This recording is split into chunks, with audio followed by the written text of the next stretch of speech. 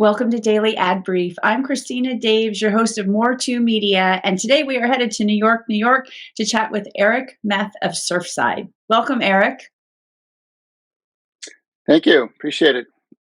Appreciate you having me So on, let's Christina. talk about yeah, you work with some really specific industries. So let's talk a little bit about that and what you do for those types of companies.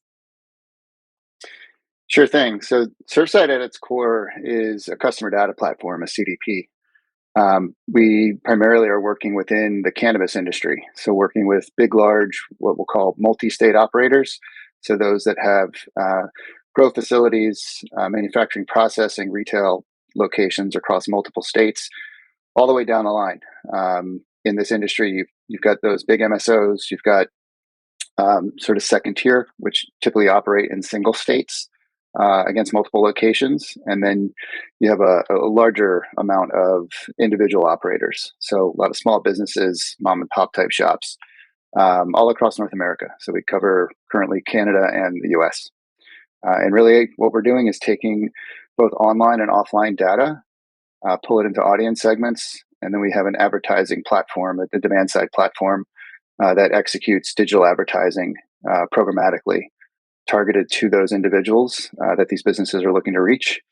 And then we also do really big focus on attribution. So understanding what's happening once those ads are served, we're tracking that back to sales. And that's through integrations with in-store point of sale systems as well as e-com platforms that are being utilized by these operators.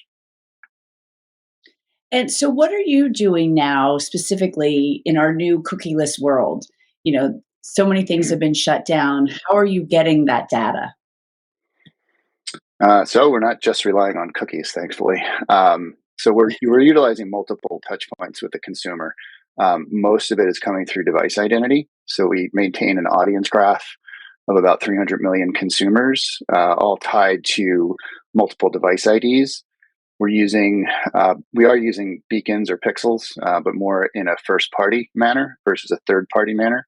The third party cookies are really what's under scrutiny and kind of dying out. And ultimately, we'll have what we're waiting for, the cookie geddon coming from Google and some of the other larger platforms who are looking to completely phase this out. So the good news is because we're not relying on one single source of ID, that allows us to maintain our graph without the use of cookies specifically.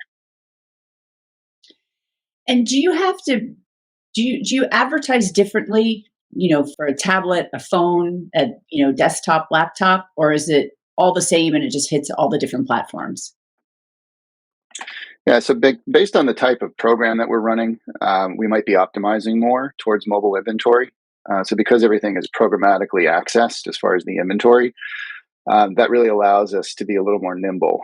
So when we run campaigns, bulk of it will be standard IAB type in-app advertising, mobile web, desktop display. But we also do a high degree of native advertising as well as more high impact. So things like pre-roll video, digital out of home, connected TV, over the top TV.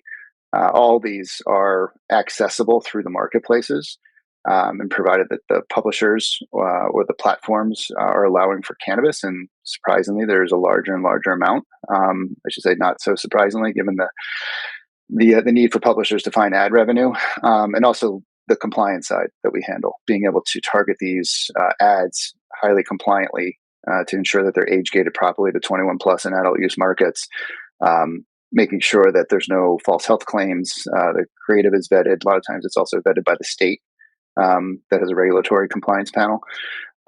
So between all of that, we're identifying compliant audiences, we're serving compliant ads to those audiences, and then again, doing the attribution on the back end across multiple ad formats. So you really have to be specific because every state has different laws and then federal, like They do. until it's all one big federal. So how do you handle that? Um, with a really good compliance team that goes beyond my pay grade. Um, so yeah, part of that is, and this is also something where you don't see still a lot of mainstream platforms, particularly large ones like Meta, Google. We do see Google accepting. I wouldn't say it's a bona fide approved category, but um, the reality is most of these other platforms are not accepting it. So it is state by state. We're pretty diligent about how we go about that. And yeah, and once federal goes, I think some banking provisions are out there as far as legislation that'll start making things easier. Allow these businesses to operate like businesses, deduct things like marketing expenses, like we run for them. But until then, we go point to point, state to state. Wow. Very fascinating, all of this, the whole digital marketing space. So thank you so much for joining us today, Eric. It was great to have you here. Thanks, Christine. I appreciate it. So to learn more about Eric and Surfside, head over to Daily Ad Brief. I'm Christina Daves, your host of More to Media, and I'll see you next time.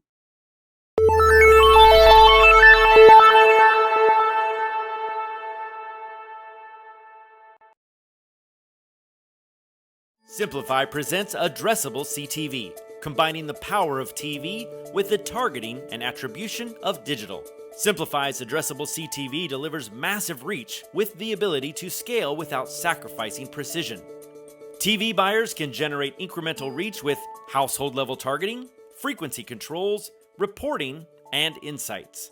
To learn more about Simplify's Addressable CTV and what it can do for your clients, visit simply.fi.